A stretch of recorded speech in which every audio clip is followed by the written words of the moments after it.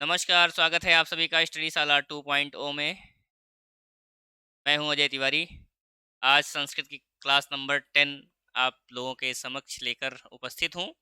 और class number 10 में संस्कृत की कक्षा जो 10 होने वाली है, यानी आपका संज्ञा प्रकरण आप लोग लगातार पढ़ रहे हैं। और आज इस संज्ञा प्रकरण की चौथी क्लास होने जा रही है। कौन सी क्लास होने जा रही है? संज्ञा प्रकरण की चौथी क्लास होने जा रही है। क्लास नंबर 4 है। और नहीं, संज्ञा प्रकरण का पार्ट नंबर 4 है। और क्लास आपकी से आज आपकी क्लास नंबर 10 होने वाली है।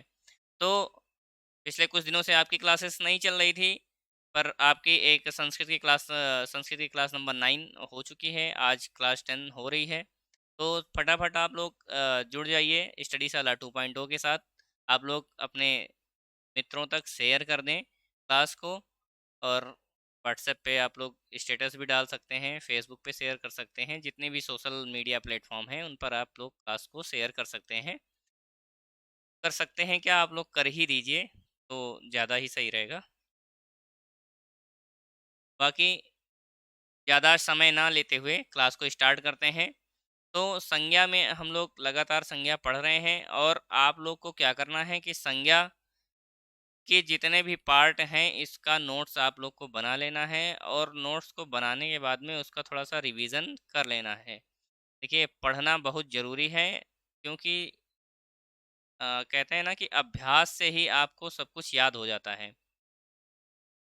अनभ्यासेन विषम शास्त्रम। अगर आप अभ्यास नहीं कर रहे हैं तो शास्त्र विष के समान है, तो आपको कोई भी ज्ञानार्जन हो नहीं सकता है। इसलिए आपको क्या करना है कि हमेशा जो भी आप पढ़ रहे हैं, क्योंकि जब हम पढ़ा रहे होते हैं या कोई भी टीचर पढ़ा रहा होता है तो उस समय आपको समझ में आ रहा होता है।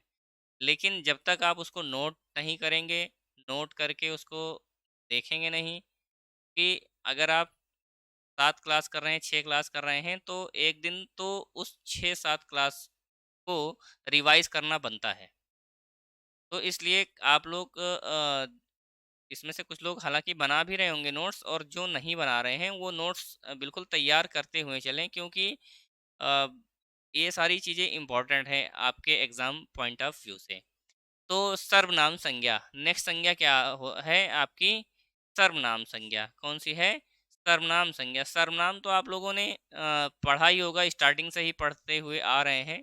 जो कि किसी संज्ञा के स्थान पर प्रयोग किए जाते हैं, उन्हीं को सर्वनाम कहते हैं। तो सूत्र इसका क्या है? सर्वादीन सर्वनामानि, यानी कि सर्व आदि नामों को ही हम सर्वनाम कहते हैं। जैसे सर्व है, यत, तद, एतत, इदम, अस्मद, युष्मद आदि शब्दों की जो है सर्वनाम संज्ञा होती है। क्या होती है? सर्वनाम संज्ञा होती है। अगर आपको कहीं पे सर्व मिल रहा है, यत मिल रहा है, तद मिल रहा है, तो वहाँ पे आपका क्या होगा?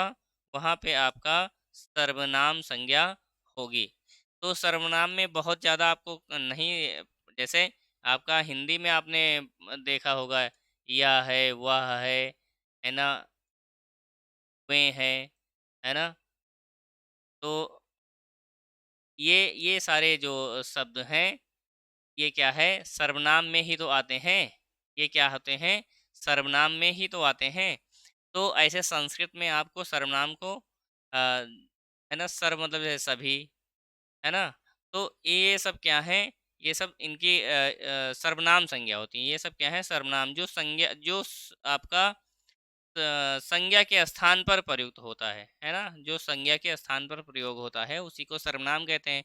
तो इसी को सर्वनाम संज्ञा कहते हैं। कुछ ये सारे ये आप शब्द हैं, इन शब्दों को आपको याद करके रखना है कि अगर किसी भी वाक्य में ये सारे शब्द आपको मिल जाते हैं, तो ये सभी सर्वनाम हैं, ऐसा आपको, क्योंकि ये विभाषा नहीं है।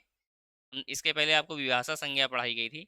तो विभाषा के संदर्भ में क्या था कि अगर कहीं पे ना आ जाए, है ना, नकारात्मक चीज़ें आ जाएँ तो वहाँ पे विभाषा संज्ञा हो जाती है। या अथवा आ जाए तो वहाँ पे ऑप्शनल टाइप में कोई चीज़ आ जाए तो वहाँ पे विभाषा संज्ञा हो जाती है। लेकिन यहाँ पर आपको देखना क्या है कि अगर ये सारे शब्द मिल रहे हैं तो वहाँ पे आपका सर्वनाम हो जाएगा। तो सर्वनाम में बहुत कुछ बताना नहीं है। नेक्स्ट आता है उपसर्ग संज्ञा। क्या आता है? उपसर्ग संज्ञा। उपसर्ग तो आप लोग जानते ही होंगे, उपसर्ग और प्रत्यय आप लोगों ने पढ़ा ही होगा। तो उपसर्ग यानी किसी भी शब्द के में जो पहले आकर जुड़ जाए और एक नए शब्द का निर्माण हो जाए, उसको क्या बोलते हैं? उपसर्ग बोलते हैं। ऐसे जो वर्ण लगते हैं उनको हम उपसर्ग बोलते हैं। इस सूत्र इसका क्या है उपसर्ग का? उपसर्गाः क्रिया योगे। तो जब भी किसी क्रिया में उपसर्ग योग हो जाते हैं, है ना, तो वहाँ पे ये उपसर्ग हो जाते हैं। अब लिखा है जब किसी क्रिया के साथ लगते हैं, क्या? उपसर्ग जब किसी क्रिया के साथ लगते हैं तब इनकी उपसर्ग संज्ञा हो जाती है। तो उपसर्ग आप लोगों ने पढ़ा होगा, अगर नहीं पढ़ा है तो पढ़ लीजिए कि उपसर्गों की संख्या 22 होती है।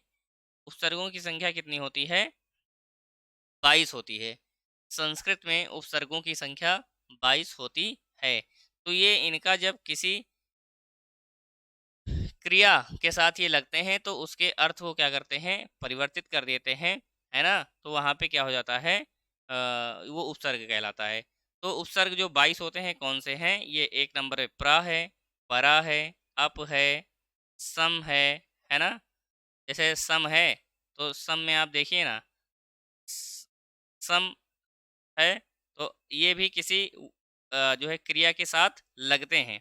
तो अभी हम एग्जाम्पल ले लेते हैं एक साथ सभी का कि कैसे लगते हैं उपसर्ग और क्या शब्द बनते हैं। अनु है ना? अनु उपसर्ग लगाकर बनने वाले शब्द आप लोग को तो बहुत सारे याद ही होंगे। अव है ना?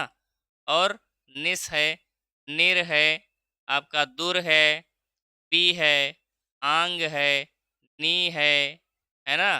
और अधि है, क्या है? अधि है, अप भी है और अति भी है। उपसर्ग ये सु है ना? और उत है, अभि है, प्रति, परि, उप और दुस, है ना? तो जैसे उप है तो आप लोगों ने देखिए उपकार, है ना? कार में उपसर्ग जुड़ा हुआ है। उप क्या है? ये उपसर्ग है। क्या है ये? उपसर्ग है। तो यहाँ पे उपकार क्या है? उपसर्ग है। ये सॉरी उप क्या है? उपसर्ग है ना? जैसे दुर है ना? तो आपका दुर्जन आप लोगों ने पढ़ा होगा।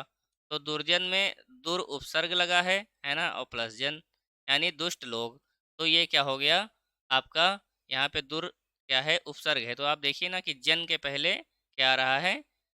उपसर्ग आ रहा है। उपसर्ग का योग किया जा रहा है तो यहाँ पे क्या हो जा रहा है? उपसर्ग हो जा रहा है। तो उपसर्गों की संख्या अगर संस्कृत में आपसे पूछेगा तो कितना होता है?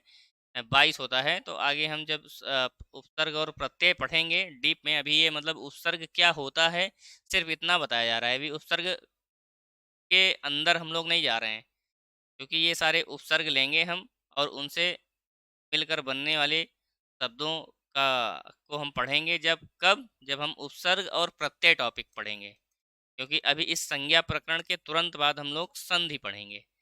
संज्ञा प्रकरण अपना खत्म हो जाएगा, समाप्ति हो जाएगा। इस पर अभ्यास कराएंगे। नेक्स्ट क्लास हमारी जो क्लास नंबर 11th होगी तो उस पर क्या होगा? आपका अभ्यास कराया जाएगा। तो अभ्यास में जैसे अभी ये संज्ञा पढ़ते हुए चले आ रहे हैं 4 क्लास में, हो सकता है कुछ बच्चों को कन्फ्यूज़न हो जाए, तो कन्फ्यूज़ बिल्कुल होना नहीं है, क्योंकि आपको ये बार बार पढ़ना है। तो जब बार बार पढ़ेंगे तो ये सब ऑटोमेटिक आपका क्लियर होता चला जाएगा, है ना? तो इसमें अभी हम क्लास लेके आएंगे एक प्रैक्टिस की। जितना भी संज्ञा प्रकरण आपका क्लास 1, क्लास 2, 3 और आज ये क्लास नंबर 4 हो रही है संज्ञा प्रकरण पर, इन चारों का एक संयोग करके इन चारों क्लासों का से हम क्या करेंगे? ऑब्जेक्टिव टाइप एक क्लास लेंगे। तो आपको उसमें ये पता चल जाएगा कि प्रश्न किस टाइप से पूछे जाते हैं, कि ये बहुत ही इंपॉर्टेंट होता है कि प्रश्न किस टाइप से पूछे जाते हैं। तो उपसर्गों की संख्या 22 होती है।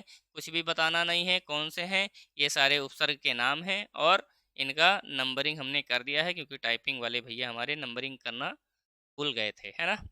तो नेक्स्ट में आता है कारक। क्या आता है? कारक क्या होते हैं? संस्कृत में कारक क्या होते हैं, है ना? तो कारक भी बहुत ही इम्पोर्टेंट टॉपिक है। तो यहाँ पे हम सिर्फ कारक क्या होते हैं इसका सिर्फ परिचय दे रहे हैं कि ये क्या होते हैं, और अभी हम कारक में नहीं जा रहे हैं, क्योंकि आपका कारक जो है ना, बहुत ही कारक और विभक्ति, ये बहुत ही इम्पोर्टेंट टॉपिक है। हमेशा आपके यूपी टेट से टेट में 1 या 2 नंबर का प्रश्न जरूर पूछा जाता है। तो कारक, कारक में ये क्री आपका धातु है, ऋण इसमें ऋण प्रत्यय लगा है, और ये क्या बन गया है, कारकम बन गया है। अर्थात क्रियाम करोत इति कारकम, है ना। क्रियाम करोत इति कारकम, इसका मतलब क्या हुआ कि जिनका क्रिया के साथ सीधा संबंध होता है, जिनका क्रिया के साथ सीधा संबंध होता है, या जो क्रिया की सिद्धि में सहायक होते हैं। क्रिया की सिद्धि में सहायक ये होते हैं कि क्रिया जो कर रहा है या क्रिया करने में जो सहायता करते हैं, उनको हम क्या कहते हैं, कारक कहते हैं। क्या कहते हैं, कारक कहते हैं। क्रिया जनकत्वम कारकत्वम और क्रियान्वित्वम कारकत्वम, तो है ना। ये इसका एक संधि सूत्र है, सॉरी सूत्र है। तो कारक होते कितने हैं, तो आप लोगों ने कारक तो हिंदी में पढ़ा होगा, पर संस्कृत में कारकों की संख्या 6 होती है। अगर आपका हम बड़ा बड़ा लिख दे रहे हैं, संस्कृत में कारकों की संख्या, संस्कृत में कारक कितने होते हैं, तो संस्कृत में कारक 6 होते हैं। बिल्कुल भी कंफ्यूज आपको नहीं होना है, क्योंकि इसका सूत्र है क्या, कर्ता कर्म च करणम संप्रदानम तथैव च अपादानाधिकरणे इत्याहु कारकाणि खट, है ना, शट, इसको खट बोलते हैं। तो इसका मतलब ही हो गया, खट का मतलब 6, है ना, 6। यानी संस्कृत में कारकों की संख्या कितनी है, 6 होती है। कौन कौन से होते हैं, कर्ता यानी जो कार्य को करता है, कौन सा कर्म कर रहा है ना, किसके साथ कर रहा है, किसके लिए कर रहा है ना, से अलग होने के संबंध में जब अलग होता है तो वहाँ पे अपादान होता है। अधिकरण आपका में पेपर होता है, ये क्या होता है, अधिकरण होता है। तो आपका संस्कृत में कितने कारक होते हैं, सिर्फ और सिर्फ 6 होते हैं। आपको 7 8 टिक नहीं मारना है, नहीं आप कंफ्यूज हो जाएंगे कि विभक्ति 7 होती है तो कारक कैसे 6 ही हुआ। तो संस्कृत में कारक 6 ही होते हैं, है ना। तो आपको बिल्कुल कंफ्यूज नहीं होना है। अब आपका आता है कि विभक्ति, है ना। कारक कितने होते हैं, 6 होते हैं, पर विभक्ति की अगर बात करी जाएगी तो विभक्ति कितने होते हैं, विभक्ति 7 होती हैं। अभी हम थोड़ा सा आपको टाइम देंगे ना, एक सारा स्लाइड आपका बैक कर देंगे, तो आप लोग स्क्रीनशॉट ले सकते हैं। विभक्ति, जिसके द्वारा कारकों और संख्याओं को विभक्त किया जाता है, जिसके द्वारा कारकों और संख्याओं को विभक्त यानी बांटा जाता है, विभक्त किया जाता है, उसे विभक्ति कहते हैं। विभक्ति का मतलब ही विभक्त, विभक्त मतलब बांटना, है ना। विभक्ति शब्द से ही पता चल रहा है कि विभक्त करता है। तो किसको विभक्त करता है, जो कारकों और संख्याओं को विभक्त करता है, उसी को हम क्या कहते हैं, विभक्ति कहते हैं। तो संस्कृत में विभक्तियां जानते हैं कितनी होती है, संस्कृत में 7 विभक्ति होती है। कौन कौन सी, आप लोगों ने जब शब्द रूप पढ़ा होगा, यदि नहीं पढ़ा है तो शब्द रूप भी आपको पढ़ाया जाएगा, वैसे पढ़ा होगा, क्योंकि शब्द रूप धातु रूप आपका क्लास 6 से ही स्टार्ट हो जाता है, जो भी संस्कृत के विद्यार्थी होते हैं। तो संस्कृत में विभक्तियां 7 होती हैं। कौन से, प्रथमा, द्वितीया, तृतीया, चतुर्थी, पंचमी, षष्ठी, सप्तमी। एक संबोधन होता है, लेकिन संबोधन में जो है प्रथमा विभक्ति होती है। प्रथमा में जो संबोधन होता है, आपको ध्यान रखना है, हो सकता है प्रश्न एक बार शायद पूछा भी गया है कि संबोधन में कौन सी विभक्ति होती है, तो संबोधन में आपका कौन सी विभक्ति होती है, प्रथमा विभक्ति होती है। संबोधन में कौन सी विभक्ति होती है, प्रथमा विभक्ति होती है। तो इसका आप लोग एक स्क्रीनशॉट ले सकते हैं। तो कारक 6, विभक्ति 7। संस्कृत में कारक कितने, 6 होते हैं, और विभक्ति कितनी होती है, 7 होती है ना। तो ये अभी विभक्तियां भी आपको ऐसे मतलब नहीं पढ़ाई जा रही हैं कि मतलब अभी इसके बारे में आपको पढ़ाया जाएगा कि एनांग विकारा है ना। और मतलब आपका जो ये 7 विभक्ति हैं, तो उसमें जैसे आपका ये रुच्यर्थानाम प्रियमाणा है, तो बालकाय मोदकम रोचते, है ना। तो वहाँ पे कौन सी विभक्ति है या कौन सा कारक है, इसको हम लोग कारक जब पढ़ेंगे, कारक एवं विभक्ति चैप्टर टॉपिक तो बहुत ही आपको बहुत ही अच्छे से समझा दिया जाएगा। इतने अच्छे से बता देंगे कारक और विभक्ति कि आप यकीन करिए कि आप कभी कारक और विभक्ति देखकर तुरंत पहचान जाएँगे कि इसमें कौन-सा कारक है और कौन-सी विभक्ति है। उम, बस थोड़ा-सा ये है कि क्लासेस रेगुलर नहीं हो पा रही थी, पर अभी क्लासेस रेगुलर हो रही हैं। एक बार सारी वीडियोज़ आप लोग विदाउट स्किप किए हुए देख लीजिएगा। यकीन मानिए आपका संस्कृत में बहुत ही अच्छे मार्क्स आएँगे, मतलब 27 प्लस मार्क्स आपके आएँगे, इसकी हम गारंटी ले सकते हैं, है ना? तो आपको थोड़ा-सा धैर्य बना के और विश्वास करते हुए इस पर चलना है कि आपको जो भी कंटेंट दिया जा रहा है आपके एग्ज़ाम पॉइंट ऑफ व्यू से बहुत ही बेहतरीन कंटेंट दिया जा रहा है। तो आप लोग इसको थोड़ा-सा क्या करिएगा, रिवाइज़ करते हुए चलिएगा। वचन, है ना? वचन तो आप लोग जानते हैं, वचन का अर्थ होता है संख्या। वचन का क्या अर्थ होता है? संख्या। संस्कृत में 3 वचन होते हैं, आप जानते ही हैं, एक वचन, द्विवचन और बहुवचन, है ना? अब आप लोग सोच रहे होंगे कि सर अब आप यही पढ़ाना रहे बचा है क्या? लेकिन क्या करें, टॉप मतलब आपका जो सिलेबस में है, तो हम छोड़ नहीं सकते हैं, एक स्लाइड इसकी भी ले लिए हैं, कोई नुकसान तो करेगा नहीं। एक वचन आप जानते ही एक व्यक्ति या वस्तु के लिए या एक वस्तु या व्यक्ति का बोध कराने के लिए एक वचन का प्रयोग करते हैं, जैसे बालकः हरिः गुरुः विद्यालयः, ये सब क्या है? एक वचन है। बालकः मतलब एक बालक, हरिः मतलब एक हरि, है ना? द्विवचन दो व्यक्ति, जब दो व्यक्तियों या वस्तुओं का बोध कराना होता है, तो वहाँ पे यानी दो व्यक्ति या वस्तु के लिए द्विवचन का प्रयोग होता है। ये सब आप लोग बहुत अच्छे से जानते हैं। जैसे बालकों मतलब दो बालक, हरि हरि हो गया, गुरु हो गया, दो गुरु हो गए, है ना? तो ये आपका क्या हो गया? द्विवचन हो गया।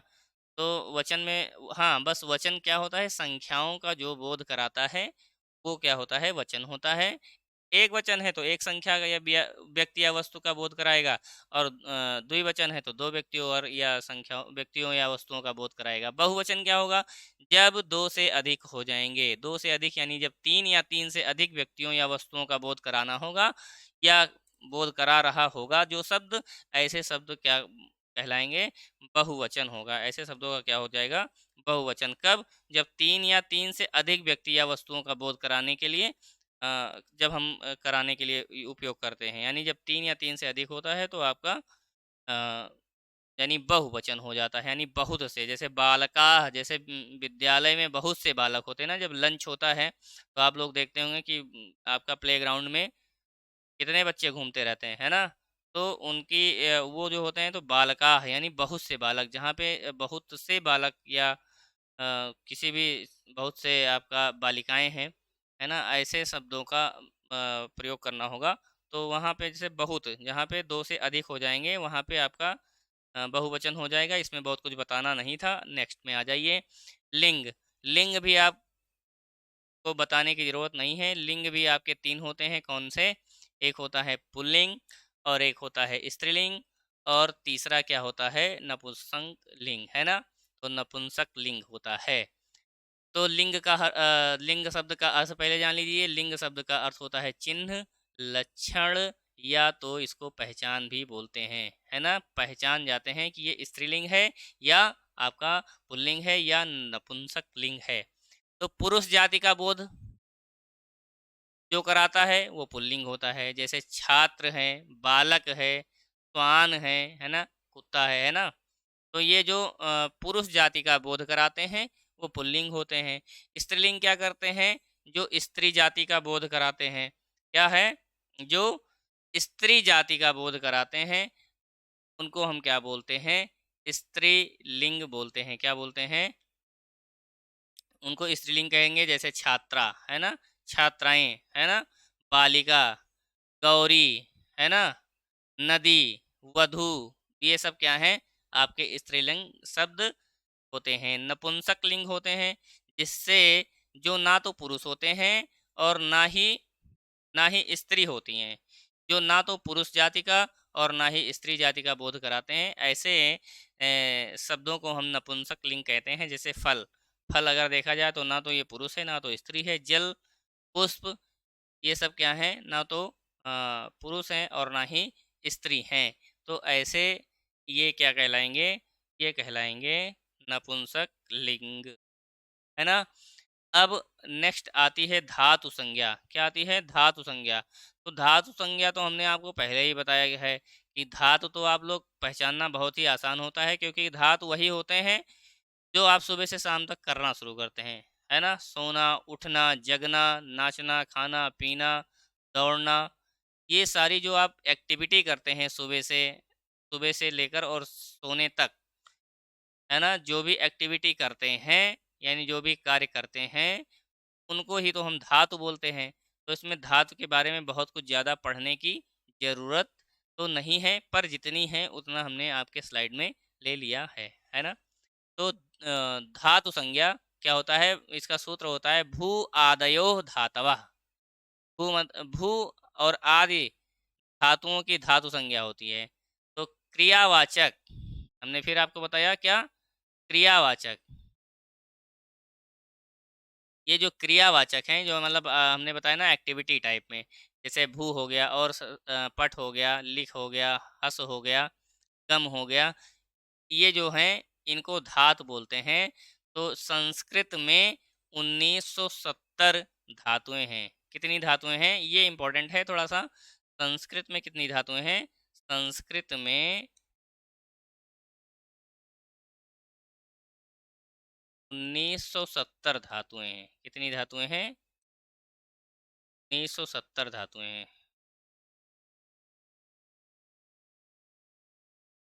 है ना? और अगर विभक्ति आपसे पूछे संस्कृत में विभक्ति कितनी है, तो विभक्ति आपकी 7 होती है। पर मेन जो इम्पोर्टेंट है संस्कृत में, अगर आपका कारक पूछ ले तो कारक कितने होते हैं?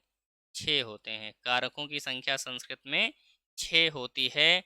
इसको ये एक बार यूपी टेट में हो सकता, हमें लग रहा है शायद किसी एग्ज़ाम में एक बार ये पूछा गया है। तो ये इन आज की क्लास का जो सबसे इम्पोर्टेंट क्वेश्चन है ये है कि संस्कृत में कारकों की संख्या 6 होती है। तो हमने आपको बताया कि धातुएं कितनी होती हैं? 1970, यानी लगभग अगर देखा जाए तो संस्कृत में 2000 धातुएं हैं। कितनी धातुएं हैं? लगभग 2000 धातुएं हैं। पर आप लोग अगर गिनना चाहेंगे तो मुश्किल से हमें लग रहा है 10-20 आप गिनना ऐसे शुरू करिए तो 10-20 में आप रह जाएंगे। पर धातुएं कितनी हैं? 1970 हैं। 1970 धातुएं हैं। संस्कृत में जो है ना, संस्कृत में लगभग 2000 धातुएं हैं। ये तो आपको हमने बताया लगभग 2000 धातुएं हैं, और प्रत्येक धातु किसी ना किसी गण में ही परिगणित होती हैं। इसका मतलब संस्कृत में गण की संख्या कितनी है? हाँ, संस्कृत में गण की संख्या अगर देखी जाए,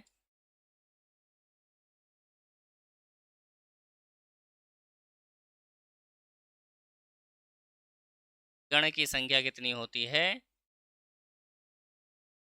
10 होती है। गण की संख्या कितनी होती है? 10 होती है। संस्कृत में गणों की संख्या कितनी है? 10। और इन्हीं 10 गण में ये 1970 धातुएं परिगणित होती हैं। यानी गण क्या है अगर देखा जाए, तो गण क्या है? गण जो है समझ लीजिए धातुओं का एक विभाग है। धातुओं का एक विभाग है। कुछ धातुएं भ्वादिगण में है, यानी कुछ का मतलब 1035, हमने एग्जैक्ट नंबर भी दिया है यहाँ पे। क्या है? तो संस्कृत में 2000 धातुएं हैं, प्रत्येक धातु किसी ना किसी गण में ही परिगणित है। तो लेकिन आप अगर से एक प्रश्न पूछा है संस्कृत में गण कितने होते हैं, तो गणों की संख्या कितनी होती है? 10। कौन कौन से होते हैं? तो ये होते हैं भ्वादिगण, है ना? भ्वादिगण होता है, इसमें जो है 1035 धातुएं हैं। ये जो है गणों का नाम है। क्या है? ये गण है, ये गण है, और ये क्या है? संख्या है। क्या है? धातुओं की संख्या। संख्या किसकी है? धातुओं की।